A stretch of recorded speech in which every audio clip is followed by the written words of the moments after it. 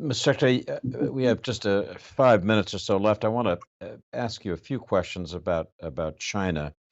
You wrote your doctoral dissertation, if I remember, on the Sino-Soviet split and whether it could be detected in the official media. As I've told you, I actually went and read that years ago. I'm curious about your judgment assessing the Russian-Chinese relationship today. We talked earlier about how China is the dominant partner, but I'm wondering, for example, whether you think China is committed to trying to prevent Putin from using tactical nuclear weapons because he judges that would be bad for China's interests. I think what has been very interesting is how limited this so-called unlimited partnership is. We have no evidence that the Chinese have provided any military equipment to Russia. I mean, it is telling that they're having to turn to the North Koreans and to the Iranians for help. Also, the Chinese have been very careful to remain within the boundaries of the sanctions that have been placed on Russia. They don't want secondary sanctions, so the Chinese financial institutions have been very careful.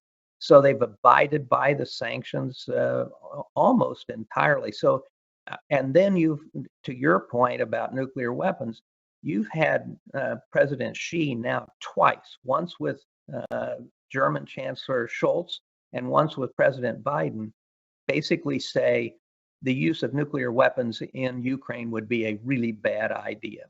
So I think Xi has drawn some very interesting lines here, and then after his meeting with Putin, they apparently the Chinese essentially forced Putin to say in the press conference, we know the Chinese have some questions and concerns about the war in Ukraine. That means behind the scenes, in my view, that Xi really read him the riot act about how the war was going and what the long-term damage. So I think the Chinese are benefiting economically from this. They've got a lot. They're selling a lot of stuff to the Russians that the Russians can't get from the West now, not weapons, but things like semiconductors and so on. They're obviously getting a lot of discounted oil and gas, as are the Indians.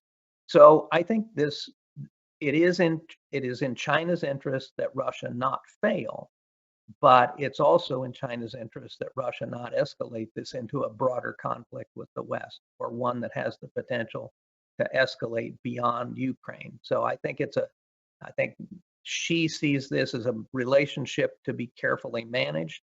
The political benefit of the partnership between them is that their narratives support each other in terms of opposition to the West, opposition to democracy, and offering an alternative. The Russians are basically spoilers around the world, but that their narrative helps the Chinese narrative of offering an alternative form of governance and economics to other countries.